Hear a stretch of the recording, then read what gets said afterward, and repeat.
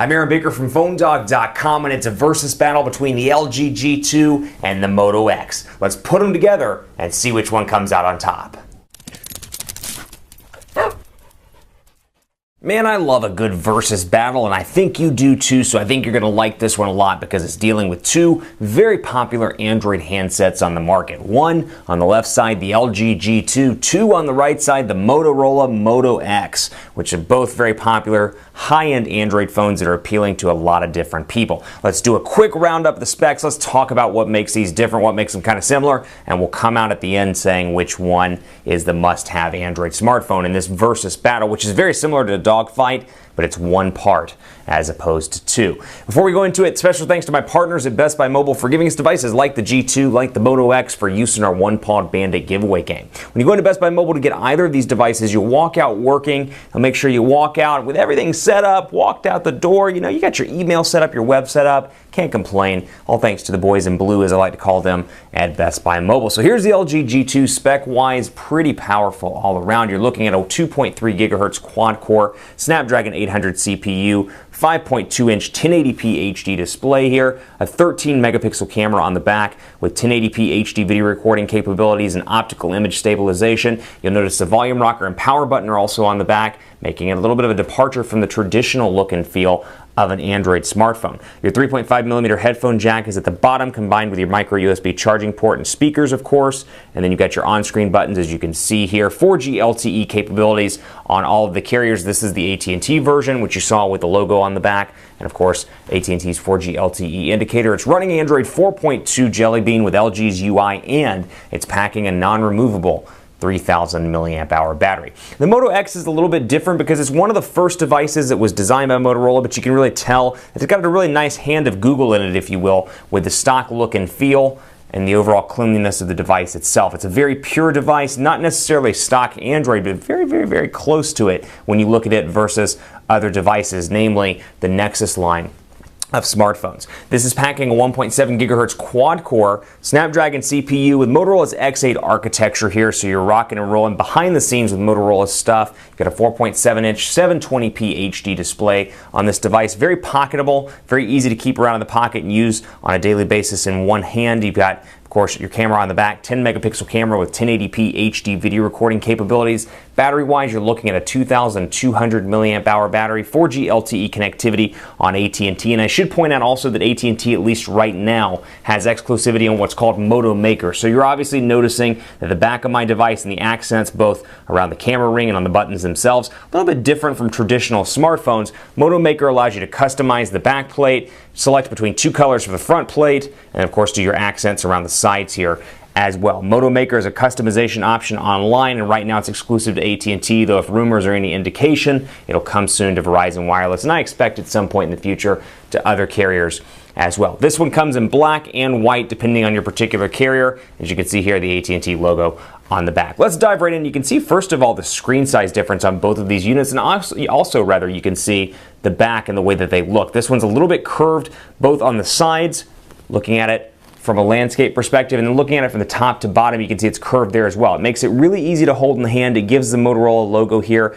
a nice natural place for your index finger to rest for long phone calls. So really from an ergonomics perspective, a very comfortable device over here for long phone calls, for using it while you're on the road, perhaps sitting on an airplane, typing with one hand. Really a comfortable device to use. Over here, definitely on the close, I should say, definitely close to being on the big side. LG, in the presentation in New York City a few months back, said that 5.2 inches, based on their research, is the perfect screen size because it's right at the edge of being too big for one-handed use, but still gives you that maximum screen real estate, making for a great experience in terms of content consumption. So that's why they chose 5.2 inches. And I can use this with one hand. Granted, I have pretty big fingers and pretty big hands, but I can use this with my one hand and not have a problem. We're running Android 4.2 over here, Android 4.2 over here as well, and you can see, even though it's running the same version theoretically of Android, very different thanks to LG's user interface versus Motorola's pretty light customizations on the Moto X. You can see over your applications and widgets tabbed out like they are over here on this near stock version of Google, or of Android rather.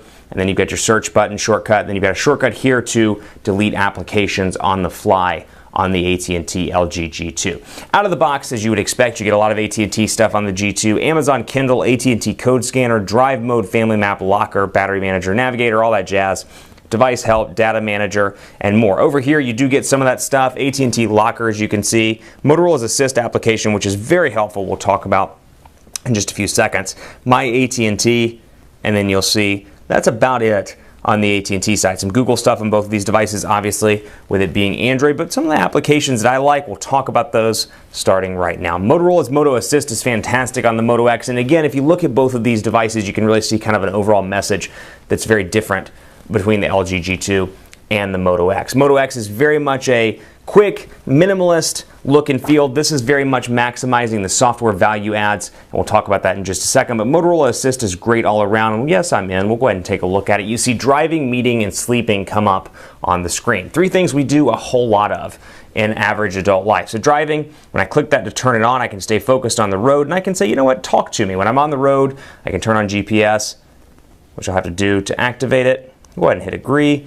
and I'll read, or rather it will read text messages. It'll tell me who's calling, and I can do a quick reply if I want to. I can resume music play. So this is great. It works with the accelerometer in the device to determine when you're at driving speed and when you are. Now that it's turned on, it kicks it into driving mode. Meeting down here as well, it takes a look at my calendar and says, hey, you got a meeting from 1 o'clock to 2 o'clock today. We'll go ahead and kick the phone on silent while you're in the meeting so you don't get interrupted. A great feature there as well. Sleeping over here, get a good night's rest. As you would expect, you can select a certain time, 11, let's say to 6, and I can silence my phone with the exception of important calls, and I don't have to worry about doing that every single night. It'll just automatically do it when that's activated. So a nice little touch over there. Taking a look at the applications over here, really some nice software value adds over on the LG G2. Some of my favorites include, and we'll go to display here to take a look. I can change, of course, the font type, the font size. So the G2 is all about personalization in the software, whereas I feel like the Moto X is more about personalization via the external look and the external feel. So a little bit of a different message there depending on what's more important to you, the look and feel or the internal, or I should say the software itself. Smart screen here, screen stays on when phone detects your face. Smart video, when you look away from video, the screen pauses and allows you to look away and then look back and continue your video work. Notification LEDs as well. There's one on the front of the device and one on the back as well around the power button. So you got a 2-for-1 notification light there, and I'll go ahead and flip this back into portrait mode. And we'll go down through here and take a look at some of the other goodies here. You've got, of course, your sound, a lot of different customization options, and one of my favorites on the G2 or LG's user interface from a broader perspective is the ability to change your individual applications. So let's say browser, for example, I can press and hold that, click right there, and you'll see I can change my icon here, and I can go and say, you know what, I want my icon not to be a globe, but to be a B for browser. So I can click OK, and you see it pops in there right there with a new icon. So really gives you the option between that and, of course, your typical stuff as you would expect. Text messaging, box colors. You've got a lot of different options for customization here. Conversation theme, and I can change the background wallpaper to that. I can change the bubbles to that, or even that or that. And you can see a lot of different options as you move through this device to customize on the software side. So really cool feature over there, and I think that's what distinguishes the G2 from some of the other high-end devices in the market, and particularly in this versus battle between that and the Moto X. Now, one thing I like about the Moto X, jumping back really quickly here, it's got a really cool feature, well, two cool features I should say. One is OK Google Now, and then the other one, which we'll activate that and take a look at in just a second, but the other one is the ability to type a text message from your computer using Motorola's Connect software. So it's a browser extension that works through Chrome. I can install that, and from there I can configure my phone with it rather. And I can see my missed calls and my text messages, and in the case of messages, I can reply back via my computer. So I'm the king of having my phone on silent because I'm in meetings, I'm on calls, I'm shooting video, and I usually flip it upside down when I'm doing that. For whatever reason, it ends up upside down after a call or something like that. So I either don't see the messages or I'm in a conference room across from my office. With Motorola's Connect or Moto Connect, I can access my messages without touching the device and respond back and forth real time, which, given I'm usually on email, I'm usually on my computer presenting or doing something like that. So I can do it right there from the device itself. And when I get a phone call, it shows up on my computer real time as it's showing up on my phone, or near real time, I should say. It's about a second behind in real life, but near real time on the Moto X. And of course, with the Moto X, you can say the phrase "OK Google Now" and activate that little feature as well, which gives you the ability to call from using Google Now and message using Google Now and check the weather and things like that. And it's recording everything I say and trying to open a Google search. But you get the idea. It's mentioned in the Motorola advertisements for Moto X, and it's a nice feature on the device. It's called the anti-lazy phone feature, as I like to call it. Let's take a look at cameras here. 10 megapixel camera over here, 13 megapixel camera over here. There is a software update rolling out on the Moto X to make the camera better because it did suffer from some issues rather at launch.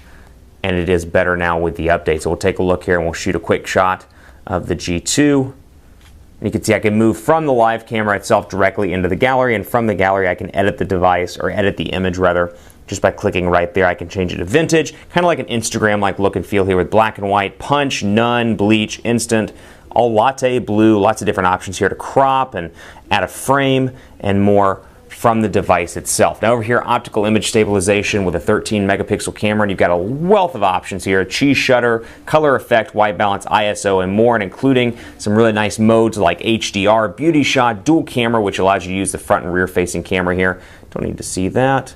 And I can move it around wherever I want to, and from there I can change the actual frame as well just by clicking here and going to stamp, oval blur, instant, and more. So for example, it brings up the date in that case. So really a nice camera all around. There's a lot of features here. It's very feature rich with time catch shot, intelligent auto, and more. So if you're looking for a camera that's not only good and has optical image stabilization but gives you a wealth of editing options within the camera app itself, it's really a nice choice. Now it is a versus battle. One winner has to be declared. The winner of the versus battle is the LG G2. It offers a wealth of software features, the latest iteration of the Snapdragon CPU, the Snapdragon 800 CPU. It's actually the first device to launch in the US on a carrier with Snapdragon 800, followed pretty closely by the Galaxy Note 3. So it's a nice CPU, good amount of RAM, a nice big display that's 1080p, great software value adds, and availability on multiple carriers in an existing configuration, whereas over on the Moto X, a great device all around that's really pocketable and really nice, but Moto Maker only available right now on AT&T, and within that, it is pared back and very minimalistic, but I think for a lot of people, those software value adds really make the experience. Keep it locked on Twitter or right here on PhoneDog.com as well, but I'm on Twitter at PhoneDog_Aaron. I'm on Facebook at Facebook.com/HiAaronBaker, and on Google Plus at gplus.to/PhoneDog. Thanks for watching. More to come in not only versus battles, but just Android phones and iOS phones and Windows phones in general on PhoneDog.com. So you'll want to stay tuned, my friends. Thanks for watching. I'll see you next time.